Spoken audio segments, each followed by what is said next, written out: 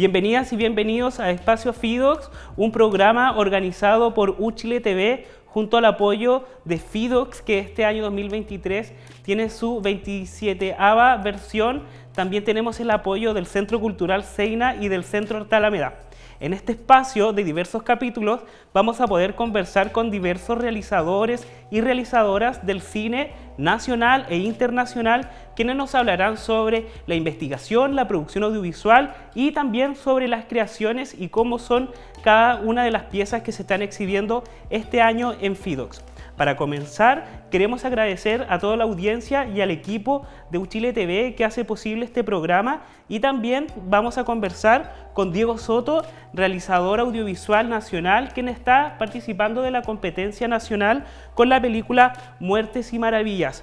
Diego, bienvenido a este espacio de Uchile TV, que toda la comunidad nacional te está viendo, y también por las redes sociales de Uchile TV, así que cuéntame a qué te dedicas y por qué estás participando de FIDOX 2023.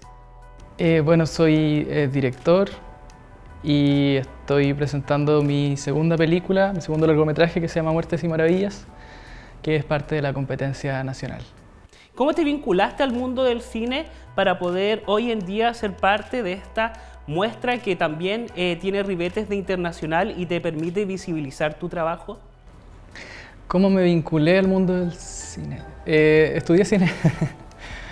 Estudié cine y hice una película de tesis de egreso que no me gustó el resultado. Y después de eso como vino un poco un proceso de preguntarme de qué manera quería trabajar. Como que pasa que cuando uno estudia cine le enseñan una forma, digamos, que se supone que es un estándar medio de industria, lo cual también es difícil porque los estándares, incluso los estándares de industria van cambiando constantemente. Las buenas carreras de cine como que se están actualizando constantemente, pero ese estándar no sirve para todas las personas, digamos, o para todos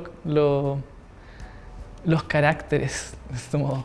Como que siento que las y los realizadores interesantes como que tienen un carácter propio que los mueve a hacer la película también.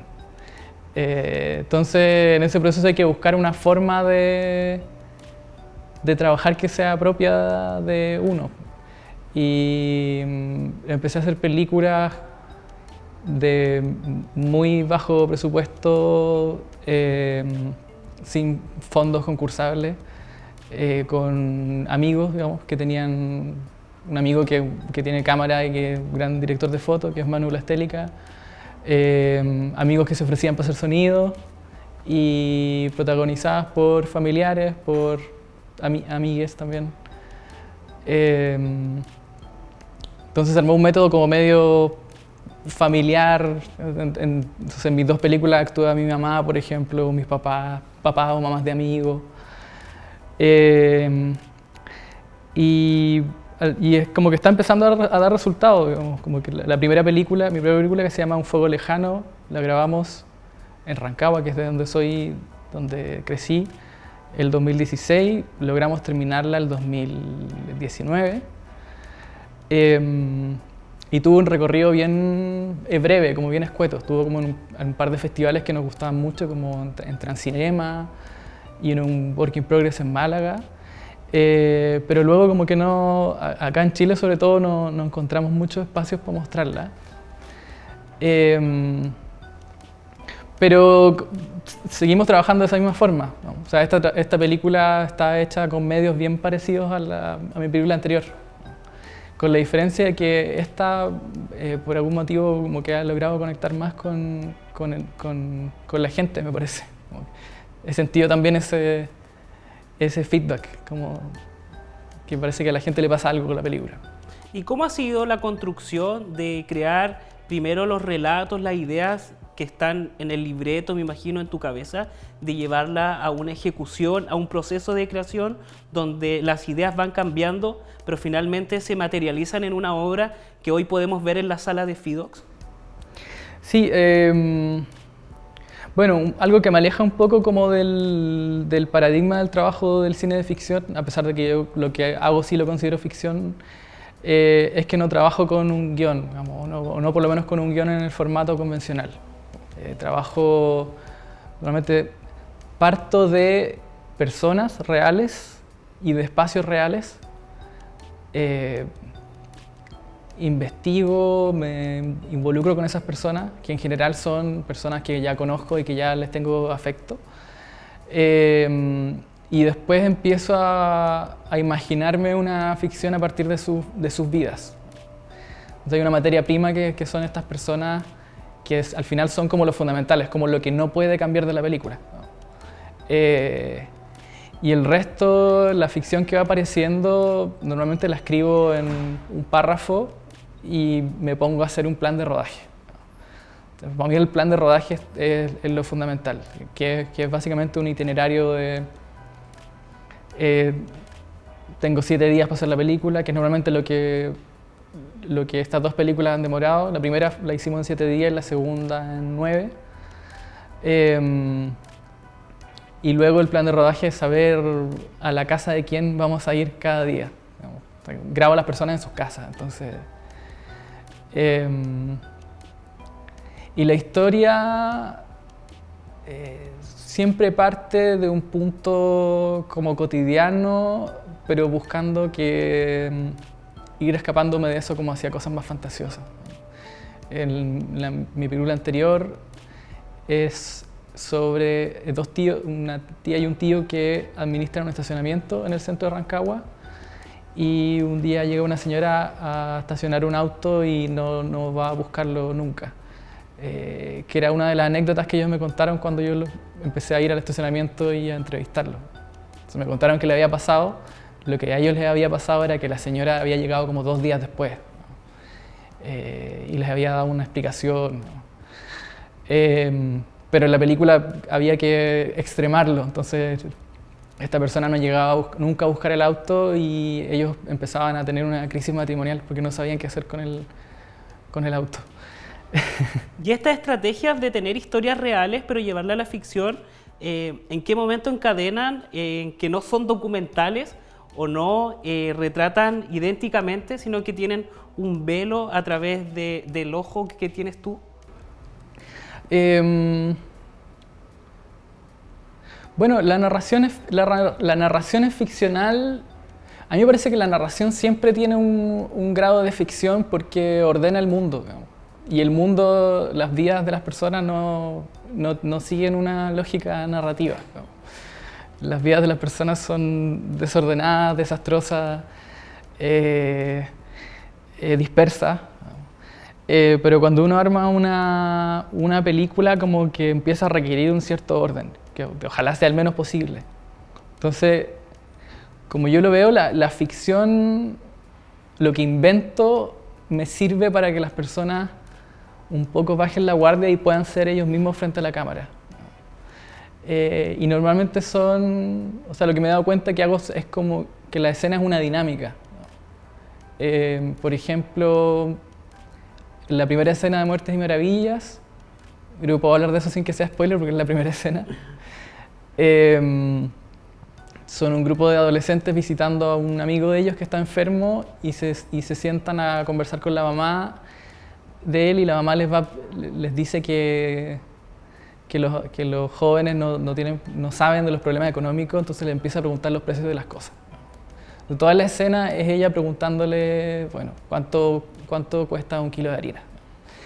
Y ellos no sabían qué les iban a preguntar, entonces las respuestas son honestas.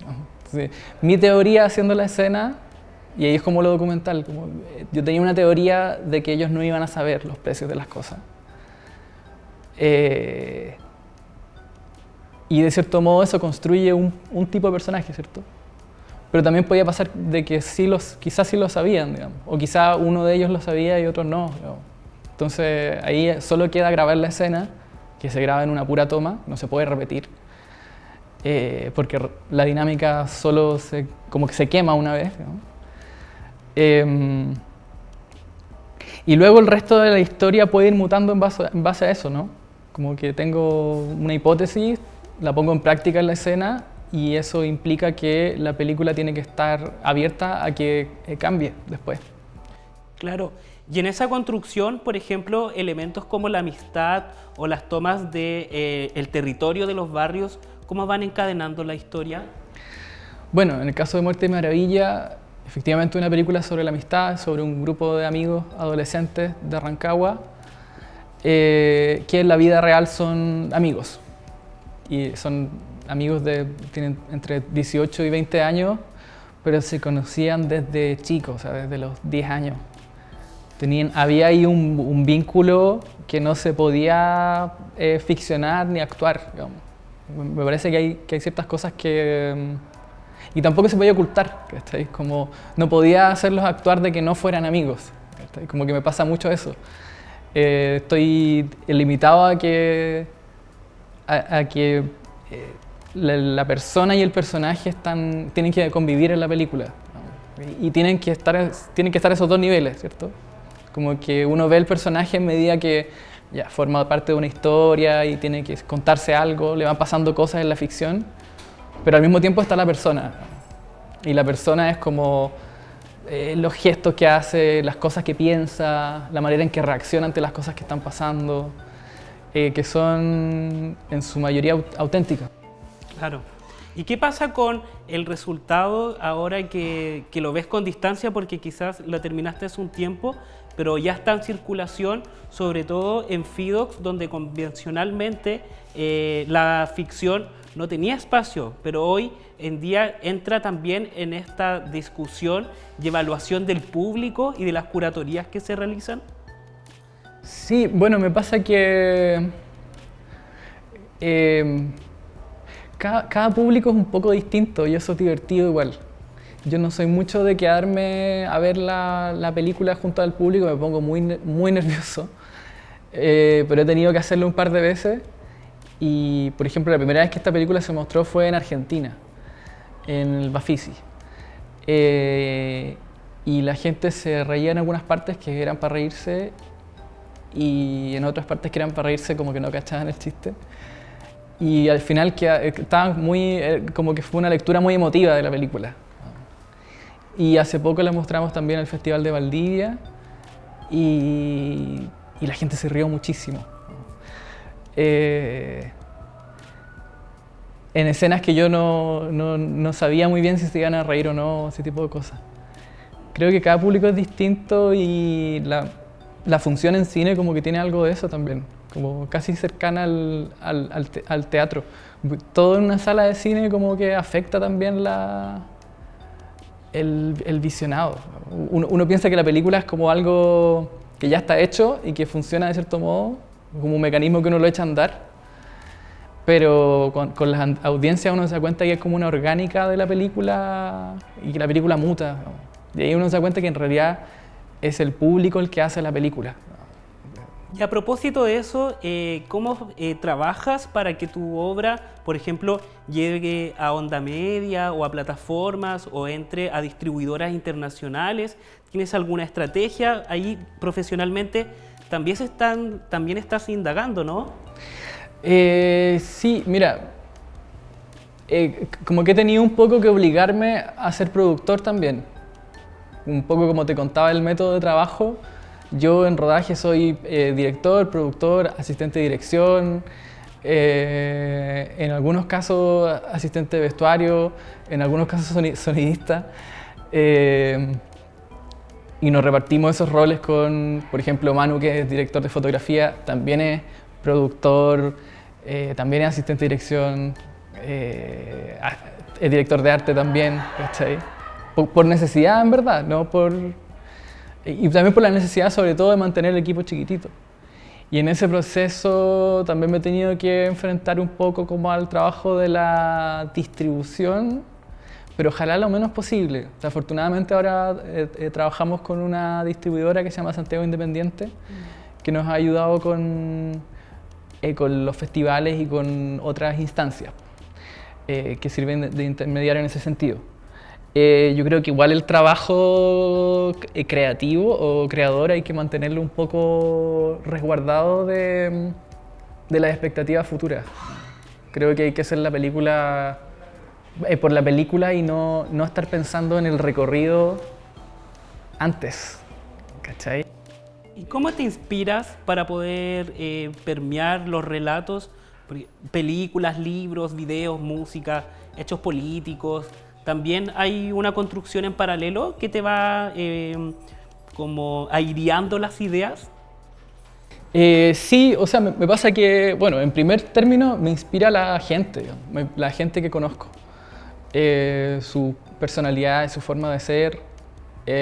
Y yo creo que es como el gran misterio de la existencia.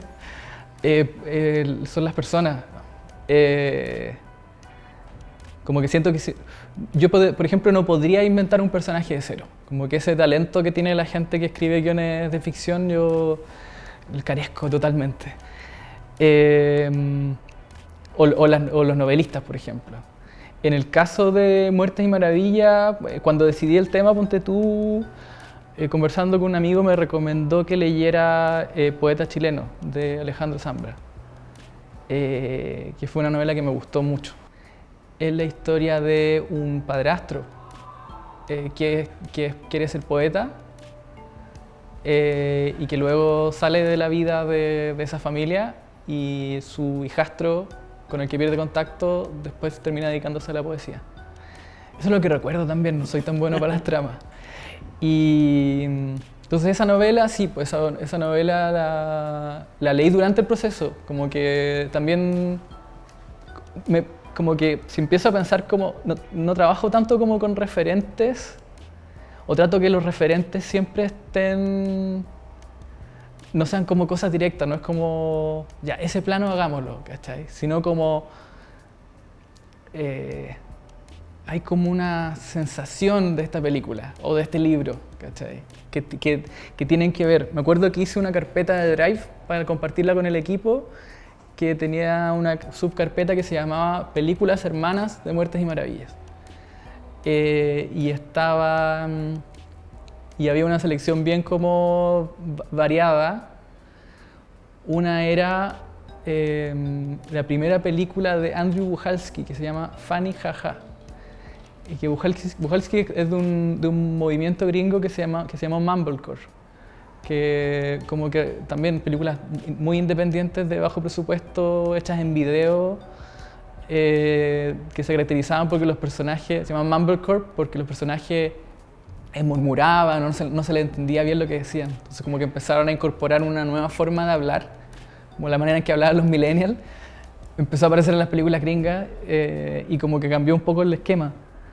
Estaba esa película, una película francesa que se llama Mis Pequeños Amores, de Jan Eustache, que lo encuentro una visión muy rara, muy fría de la niñez, como que esa distancia, esa frialdad de alguna manera me hacía sentido.